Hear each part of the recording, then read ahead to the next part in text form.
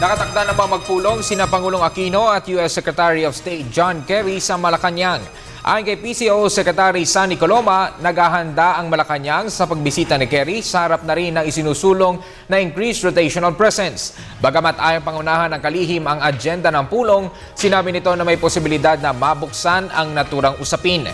Itinuring naman ng Malacanang na napapanahon ang pagdating ng opisyal ng US sa bansa sa gitna na rin ng pagpapatibay ng ASEAN kasama ang Pilipinas at Japan na pagpapanatili ng free navigation sa rehiyon sa katatapos na 40th ASEAN-Japan Commemorative Summit na nakaschedule sana ang pagbisita ni Kerry sa Pilipinas noong Oktubre pagkatapos ng ASEAN Summit sa Brunei, subalit ipinagpaliban dahil sa paparating na bagyo.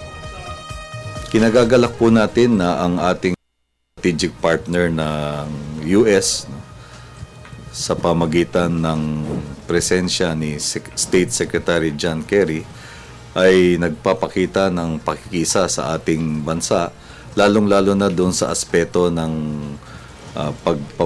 pagbibigay ng tulong at pagpabagong tatag ng mga lugar na nasalanta ng kalamidad.